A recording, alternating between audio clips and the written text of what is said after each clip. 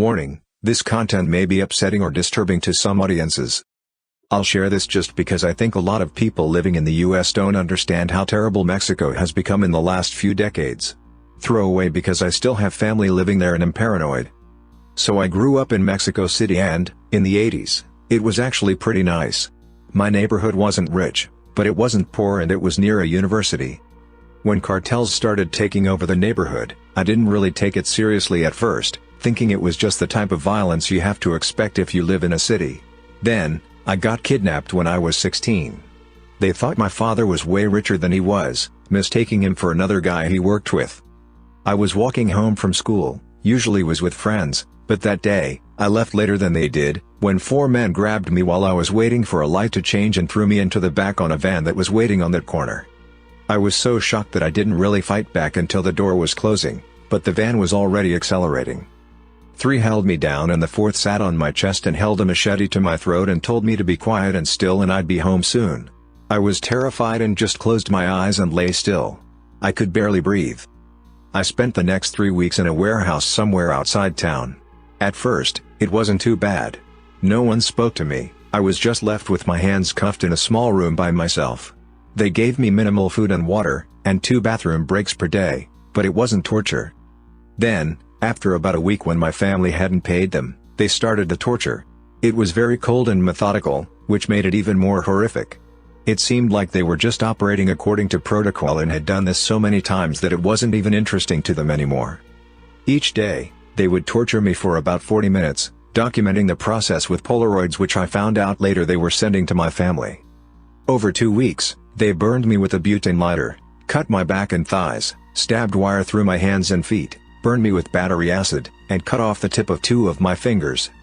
The things that were the worst, not knowing what new torture would happen the next day and having a whole day with nothing to do but think about it, imagining what my family was going through, and not knowing how long this would go on.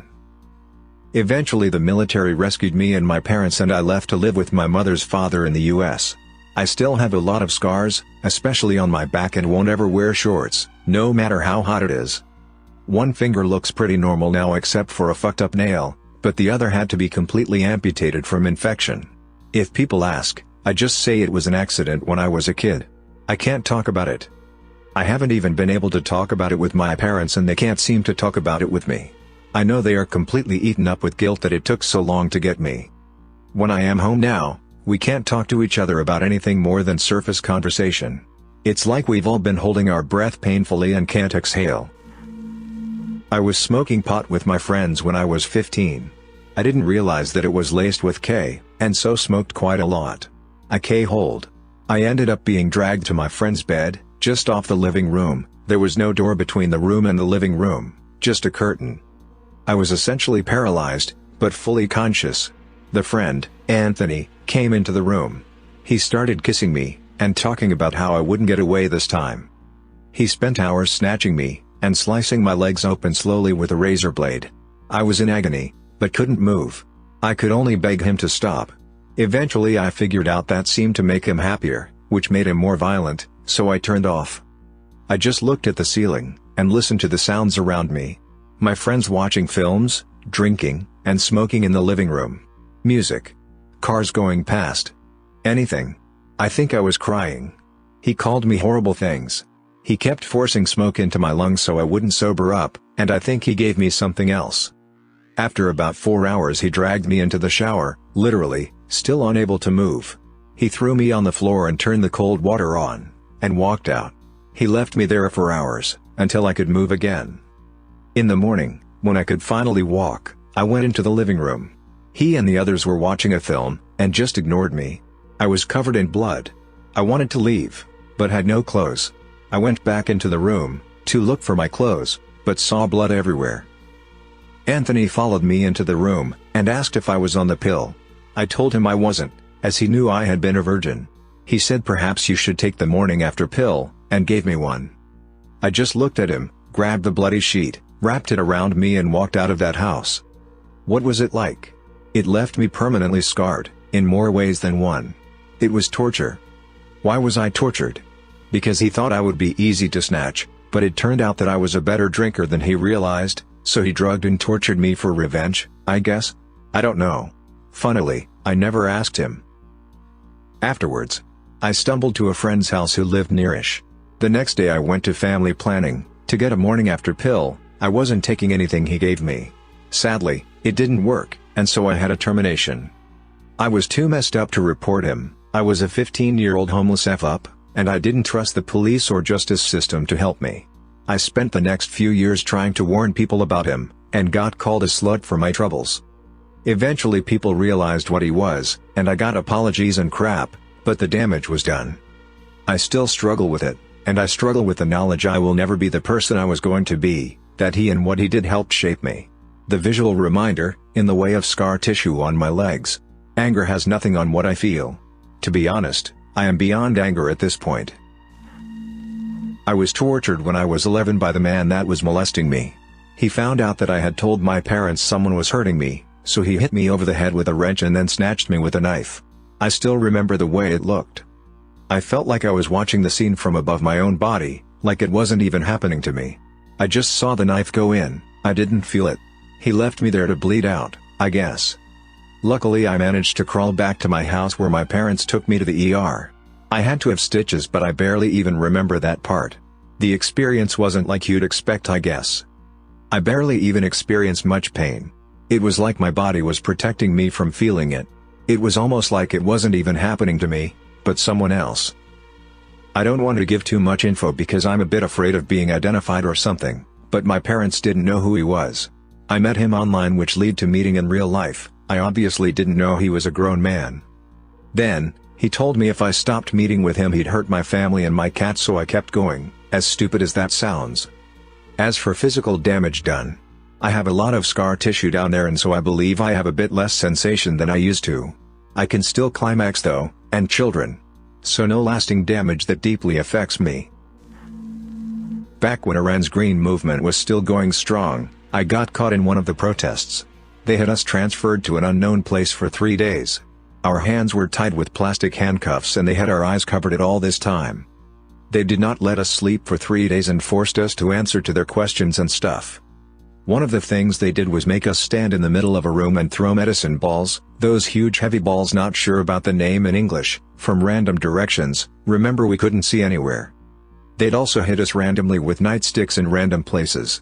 I actually heard from one of the guys later that he got hit in the head with one of those sticks and passed out. They put us under so much pressure that most of the people actually broke down under it. I began hallucinating on the third night myself. After 3 days they finally sent us to a real prison, Evan. When we entered there, they finally let us take off our eye covers and the sun hits us right in the eye. I had a bright spot in front of my eye for 2 weeks afterwards. Long story short, they finally let me go after about 1.5 weeks. It was one of the worst experiences of my life and I really got lucky that I got away alive and well. I was 14 and there was this messed up 20-something guy in our rural neighborhood. I used to have to walk about a mile from the bus stop to get home. I never even noticed I was being followed. He dragged me into the woods and threw me on the ground. I screamed until he took out a box cutter and threatened to kill me, then I started to cry and beg. He just started to carefully take off my clothes. He started cutting the insides of my thighs, going higher and higher. If I screamed, he just cut deeper. Then something made a noise and he looked up, giving me a chance to run. I have never run so fast in my life. I made it home, naked and bleeding. Most of the cuts were pretty superficial. A few left permanent scars, but I still can't wear bathing suits without anyone really noticing them. I never told anyone, and the man ended up going to jail for some reason or another. I'm truly sorry to everyone else in this feed. It's terrifying how many monsters are out there. I was held down and hand a hot iron held to the top of my left hand for several minutes.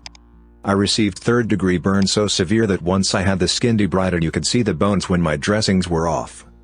There was a chance I would have a permanent loss of function in my hand, however it is healed up so well that you would never even notice the scars unless I pointed them out to you.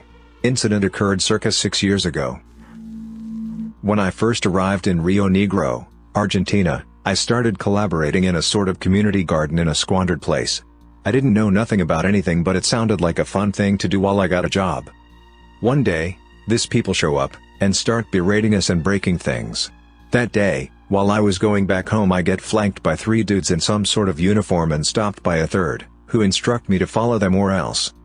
We get on an official-looking car, and I end up in this precinct far away from where I was picked up, near a slum, on a decaying room, damn scared and surrounded by pretty messed up looking people. I eventually get called for questioning, sat on a plastic chair and told I needed to sign some BS in front of me, which from what I could tell talked about me selling dope. I wasn't, so I could get back home. I stated that wasn't going to happen, that I wanted a lawyer, and that I wasn't going to even talk to anybody else until I actually got one. This is not actually legal procedure here, but I thought it was at the moment. Then they zip-tied me and sat me in a high chair, kinda like a baby chair but taller. I'm tall and couldn't put my feet on the floor. The man who was talking to me left the room, and then a fat man with what seemed like a really weird assortment of BS in hand, a garden hose, a bucket and a stick water heater, showed up, got next to me, slapped me and told me that I should have done as I was told. He slapped me, asked me again to sign the thing, and as I refused, grabbed my hair with a hand and beat me with the other twice. Asked again, I said no. He left the room, came back with a bucket of damn cold water, doused me with it and shoved the hose in my face, after which he asked me if I liked this, called me gay and retarded. I still wouldn't sign the damn papers. Had this vivid memory of someone telling me to ask for a doctor, so I did. He looked at me like I was joking or something and whipped my side and part of my back senseless with the hose, after which I was thrown in a nearby toilet room, door locked. Some random dude was receiving the same treatment for some reason. I cried. I hadn't cried since my grandpa passed away, and I bawled. This went on and on. They tossed me in a sort of toilet where there was only a pipe dripping on top of the room. At some point, the door opens, and I get pulled by my hair to the same chair, my ties cut, and now there's another, bald, small dude with a beard in there with the first one. Tells me he's the prosecutor, and that if I sign the papers I can get back home and this will all be forgotten since I don't know what BS was going on somewhere and I was going to be okay. I didn't really get much of what he said, had only been in the country for less than half a year, but I keep telling them I won't, so he leaves. And then I get whipped again, and fat dude tells me that if he shot me now, pulls a small gun and shoves it on my face, no one would ever know, and that it's all my fault, and none of this is necessary. I actually cry on the papers when he hit my head on the desk, so he beats me again, ties me to the chair and brings new ones. More whipping, more bawling. I actually only wanted to die at that point so this could finally end. I couldn't think of anything else than how nice it would be for it all to just end there. They drag me to this piss-covered place with some other wailing people, one of them curled up in the floor, and I just sit against a wall and keep crying my heart out. I start shivering, and note my sides hurt. And it's so cold and that all of me hurts and that I can't move without hurting and can't stop shivering. Eventually they dragged me back to the same place, same story, but then this dude smacks me, and it was just not painful. I don't know, it just wasn't. I mean, it was clearly bad, but not painful, so I smirk a bit, before resuming the bawling. They bring a plastic bag and threaten me with it. I later on learned it means this can get even worse. Same story as before, no signing of BS, and somehow they stopped threatening me with the bag. Finally, I get tossed in this other place with different people, some clearly recently arrived, and some indefinite time later I get called again, looking bad, and still crying, but they tell me in the most caring tone in the world that it was all okay, and that I could leave after I get all my stuff back. Get checked by a doctor, who didn't even show up, and signed some random papers, one of which oddly enough asked if I ever felt improperly taken care of. Fat dude escorted me to basically the middle of nowhere, and told me I'd be much better off forgetting all of this, unless I wanted to get back there. I was left crying my heart out mid-slum with no shirt, no shoes and no money, and somehow dragged myself back home. Fortunately, since it took many days for the bruises to show up, and 6 weeks for them to go away, I gathered with my friends and eventually managed to push a case, and there's been very few nightmares since. I was serving in Vietnam in 1969 when the war was getting very hot. I have been a member of the Communist Party of the USA my whole life, and my higher-ups knew this. So I would always get treated terribly and my fellow troops would spit on me and burn me with cigarettes during the night because it was my fault they had to fight. They hated me because I was a communist. I was not open about it, it just got leaked from my government record of me. They recorded all members of the communist parties. After 3 months of this I got tired of it. I decided that I would defect to North Vietnam to help them fight, since I strongly disliked the American government by this point. I painted a small banner that said "Tron me sin vui long, hide me please," and found a village in the north. I stayed there with some friendly locals, and the next day I woke up to an AK-47 pointed at my face. They hit me with it, knocking me unconscious. I remember being handcuffed and dragged to a prison. They thought I was an American who got lost, but I kept saying "Tron me sin vui long," and after 3 days of being held in a jail cell they let me speak to them. I told them what I knew about the USA's military and they said I could help them. I was treated very well. I would go on scouting missions in the South since those I encountered thought I was an American soldier and thought nothing of it. One day when I was on a scout mission, a squad from my old platoon recognized me and escorted me to a military prison outside of Saigon. They asked me what I told the NVA, since they assumed I was kidnapped. I kept repeating that I'd told them nothing. They did not believe me, so they began to torture me. Every day for an hour I was tortured. It was always the same 5 things but in different orders, so I couldn't prepare for it. I would be waterboarded, they would beat me, take my shirt off and whip me for 10 minutes, cut my legs slowly with hunting knives, and would burn me with an iron rod. I was given barely enough food and water to survive, and could only sleep for 2 hours a day. It was just enough so that I wouldn't die, but they could still keep torturing me for information. They would wake me up by whipping me. After a month of this they stopped and I was brought to a more humane, but still terrible prison. I was held there for 6 years until the war was over, being beaten and cut with knives on a regular basis. When the NVA liberated the South they let me go. I worked there as a translator for 3 years before moving to Russia, where I currently live. I have severe post-traumatic stress disorder, had bad anxiety and trouble sleeping because of this. I never talk about it because I now have a wife and 2 beautiful children. They don't know what happened to me. I am in regular contact with my parents. Life is good, but I still have terrible flashbacks to those days.